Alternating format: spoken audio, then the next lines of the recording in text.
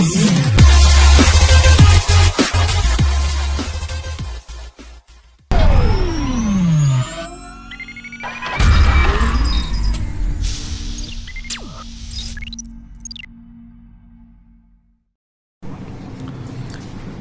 Friends, இன்றைக்கி நம்ம இந்த வீடியோவில் என்ன பார்க்க போகிறோம் அப்படின்னா, ஒரு மதர் போர்டில் வந்து நம்ம சார்ஜர் இன்செர்ட் பண்ணுறோம். அதாவது லேப்டாப் சார்ஜர் நம்ம இன்செர்ட் பண்ணுறோம். நம்மளுக்கு வந்து சார்ஜ் ஏற இண்டிகேஷன் வரல, லேப்டாப்பே ஆன் ஆகலை அப்படின்னா நம்ம எப்படி அந்த கம்ப்ளைண்ட்டை ரெக்டிஃபை பண்ணுறது அப்படின்றத பார்க்க போகிறோம். ஸோ நம்ம கையில் இருக்கக்கூடிய லேப்டாப் மதர் போர்டு வந்து பார்த்திங்கன்னா Lenovo அப்படின்ற ஒரு பிராண்டோட 320 ஐடியா பேட் அப்படின்னு சொல்லக்கூடிய ஒரு மாடலோட மதர் போர்டு தான் நம்ம என்ன பண்ணுறோம் அப்படின்னா யூஸ் பண்ணுறோம். ஸோ இதோட இந்த பார்ட் நம்பர் வந்து பார்த்தீங்கன்னா உங்களுக்கு தெரியும்.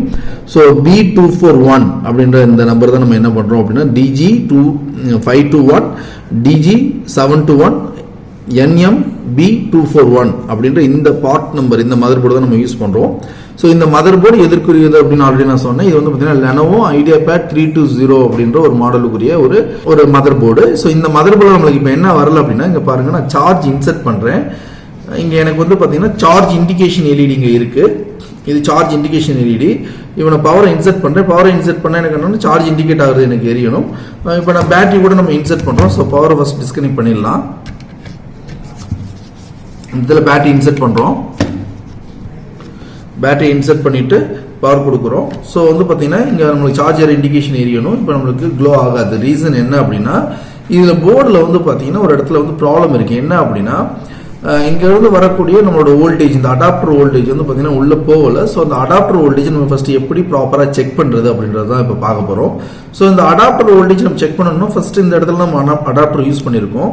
ஸோ இந்த அடாப்டர் கிட்ட நம்மளுக்கு என்னன்னா அடாப்டரோட வோல்டேஜ் வரணும். அடாப்டர் வோல்டேஜ் உங்கள் அடாப்டரில் மீன் பண்ணியிருப்பாங்க.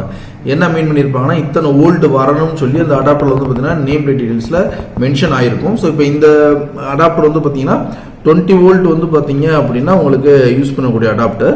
ஸோ இப்போ வந்து பார்த்தீங்கன்னா இந்த 4th லைனில் வந்து பார்த்தீங்கன்னா அடாப்டர் அவுட்புட் வோல்டேஜ்னு சொல்லி அவுட்புட் அப்படின்னு எழுதியிருப்பாங்க. 20 வோல்ட் வந்து மென்ஷன் பண்ணியிருக்காங்க, 3.2 ஆம்ஸ் மென்ஷன் பண்ணியிருக்காங்க இல்லையா. ஸோ இதுதான் வந்து பார்த்தீங்கன்னா அடாப்டர் வோல்டேஜ்னு சொல்கிறது. இந்த வோல்டேஜ் வந்து பார்த்தீங்கன்னா நமக்கு வந்து இந்த போர்டில் வந்து இருக்கணும். ஸோ இந்த வோல்டேஜ் வந்து பார்த்தீங்கன்னா அடாப்டர் வோல்டேஜில் +-10% இருக்கலாம். ஸோ பிராண்டட் சார்ஜர் அப்படின்னா பர்ஃபெக்டான வோல்டேஜ் நம்மளுக்கு கிடைக்கும். ஸோ இப்போ இந்த சார்ஜிங் வோல்டேஜ் இங்கே வருதான் நம்ம ப்ராப்பராக செக் பண்ண போகிறோம். ஸோ அதுக்கு ஃபர்ஸ்ட் நம்ம பண்ணக்கூடிய விஷயம் என்ன அப்படின்னா, பேட்டரியோட பவர் கனெக்டிங் லைன் தான். ஸோ நான் என்ன பண்ணேன்னா ஃபர்ஸ்ட் வந்து அடாப்டர் அங்கே இன்செர்ட் பண்ணிக்கிறேன். இன்செர்ட் பண்ணிட்டு ஸோ மல்டிமீட்டரில் வந்து பார்த்தீங்கன்னா 200 வோல்ட் டிசி செட் பண்ணிக்கங்க. ஏன் 200 செட் பண்ண சொல்லணும்? 20 வோல்ட் செட் பண்ணலாம். ஏன் 200 செட் பண்ண சொல்லணும்னா, நம்மளோட adapter volt 20 volt. So about 20 volt இருந்துச்சுன்னா நம்மளால வந்து டிஸ்பிளே ஆகாது, மல்டிமீட்டர் ரீடிங் வராது. ஸோ அதனால அபவுட் 200 வச்சுக்கிறேன், அபவுட் 20 வோல்ட் வச்சுக்கலாம். ஸோ 200 வோல்ட் டிசி நான் செட் பண்ணியிருக்கேன். ஸோ மல்டிமீட்டரில் 2 ப்ரோப் இருக்கும். ஸோ அந்த ஒரு ப்ரோப் என்ன பண்ணலாம், நம்ம கிரவுண்டில் டச் பண்ணிடுங்க. ஏதாவது ஒரு கிரவுண்ட் பார்ட், இது கூட கிரவுண்ட் பார்ட் தான். ஸோ இந்த மெட்டல் படி கிரவுண்ட் தான். ஸோ ஏதாவது ஒரு கிரவுண்ட் பார்ட்டில் டச் பண்ணிக்கலாம். டச் பண்ணிட்டு இந்த பாசிட்டிவ் ப்ரோப் நம்ம என்ன பண்ணோம், ஒவ்வொரு பின்னட் செக் பண்ணும்போது நம்மளுக்கு வந்து பார்த்தீங்கன்னா வோல்டேஜ் வந்து நம்மளுக்கு டிஸ்பிளே ஆகும். இப்போ எக்ஸாம்பிள் நான் வந்து பார்த்தீங்கன்னா இந்த பின்னை நான் டச் பண்ணுறேன். ஸோ இந்த கிரவுண்ட் லைனில் இந்த மல்டிமீட்டரில் ஒரு லைன் கிரவுண்டில் வச்சுட்டு ஸோ செக் பண்ணும்போது பார்த்தீங்கன்னா இந்த நியர்பைல ஃபியூஸ் செக்ஷன் மென்ஷன் பண்ணிப்போம். ஸோ ஃபியூஸோட இன்புட் வந்து பார்த்தீங்கன்னா இந்த அடாப்டரோட வோல்ட் வரணும். ஸோ இப்போ வந்து பார்த்தீங்கன்னா உங்களுக்கு 20 வோல்ட் அபோவ் 22 வோல்ட் வருது. ஸோ அடாப்டரோட வோல்டேஜ் தான். ஸோ இதோட அவுட்புட் வந்து பார்த்தீங்க அப்படின்னா 20 வோல்ட் வரணும். இப்போ ஃபியூஸ் நல்லா இருக்கு. நெக்ஸ்ட் வந்து பார்த்தீங்கன்னா எந்த ஒரு சர்க்யூட்டாக இருந்தாலும் என்ன பண்ணியிருப்பாங்க அப்படின்னா டேரெக்டாக நியர்பை ஒரு மாஸ்ஃபெட்டில் தான் கனெக்ட் பண்ணியிருப்பாங்க.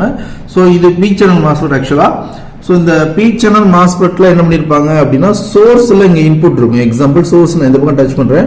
சோர்ஸில் இங்கே எனக்கு இன்புட் கொடுத்துருப்பாங்க. எனக்கு வந்து பார்த்தீங்கன்னா சோர்ஸில் இன்புட் வருது. இந்த சோர்ஸோட இன்புட் எதில் வரணும்னா, இந்த சைடு வந்து 4 பின் இருக்கும். ஸோ அதில் வந்து இந்த 4 பின்ஸில் 1 2 3 இது வந்து ட்ரைன் பின் அப்படின்னு சொல்லுவாங்க. 4th பின் கேட் பின். மறந்து கூட இந்த 1 2 3யும் 4th பின் ஷார்ட் ஆயிடக்கூடாது. அப்படி ஷார்ட் ஆச்சுன்னா போர்டு ஃபெயிலியர் ஆயிரும். ஸோ இப்போ நான் வந்து ஃபர்ஸ்ட் பின்ல டச் பண்ணுறேன். எனக்கு இந்த ஃபர்ஸ்ட் பின்ல எனக்கு இந்த ஃபர்ஸ்ட் பின்ல வந்து பார்த்தீங்கன்னா எனக்கு இந்த சோர்ஸ்ல நீங்க என்ன வோல்ட் பார்த்தீங்களோ இந்த வோல்டேஜ் எனக்கு என்ன ஆகணும் அப்படின்னா, இந்த சோர்ஸ்ல நீங்க பார்த்த வோல்ட், அதாவது இந்த மாஸ்ஃபெட்டோட சோர்ஸ்ல பார்த்த வோல்ட் எனக்கு இங்க வரணும்.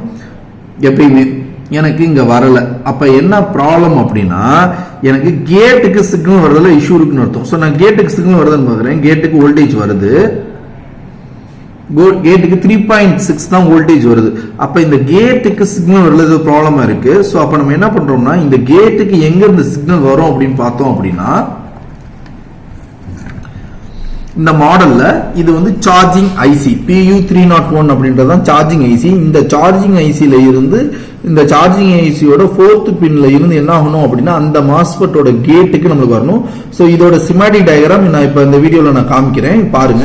இப்போ வந்து பார்த்தீங்கன்னா நம்ம வாங்க எப்படி நம்ம செக் பண்ணுறது பார்க்கலாம்னு சொல்லியிருந்தோம். ஸோ இப்போ வந்து என்ன பண்ண போறோம்னா கிரவுண்டை கனெக்ட் பண்ணிட்டு இந்த மாஸ்பெட்டோட அந்த 5th பின் 6th பின் 7th பின் 8th பின் மாஸ்பெட்டில் எப்பவுமே டாட் வச்சிருப்பாங்க. அந்த டாட்டு கீழே இருக்கதான் 1st பின் 2nd பின் 3rd பின் 4th பின் 5th பின் 6th பின் 7th பின் 8th பின் இப்படி தான் வந்து பின்னை கவுண்ட் பண்ணணும். அதாவது எந்த ஒரு ஐசியாக இருந்தாலும் ஒரு டாட் வச்சிருப்பாங்க. அந்த டாட்டு கீழே இருக்கிற 1st பின் 2nd பின் 3rd பின் 4th பின் 5th பின் 6th பின் 7th பின் 8th பின் இப்படி தான் கவுண்ட் பண்ணணுமே தவிர 1 2 3 4 கவுண்ட் நம்ம இஷ்டத்துக்கு கவுண்ட் பண்ண முடியாது. ஸோ பின் அவுட் டீடைல்ஸ் தெரிஞ்சுட்டு கவுண்ட் பண்ணுங்க. இப்போ இதில் நம்மளோட டயக்ராமில் ஸ்மார்ட் டயக்ராம் நீங்கள் பார்த்துருப்பீங்க 5 6 7 8 ஷார்ட்டட். ஸோ நம்ம செக் பண்ணுறேன். உங்களுக்கு கண்டினியூட்டி வந்து பார்த்தீங்கன்னா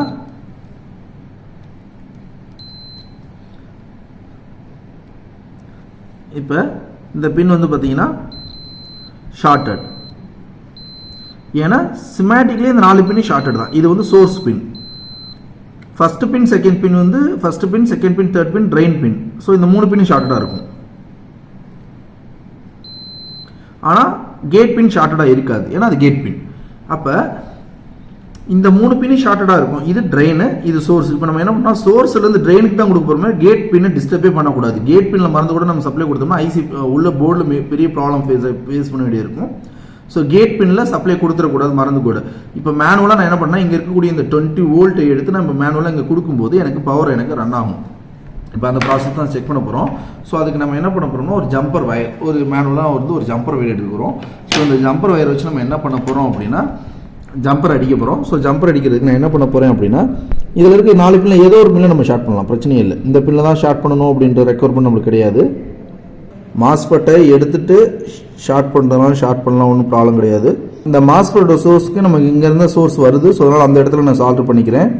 இப்போ வந்து பார்த்தீங்கன்னா நான் வந்து சோர்ஸ் வந்து செப்பரேட்டாக நம்ம கொடுத்துருக்கோம்.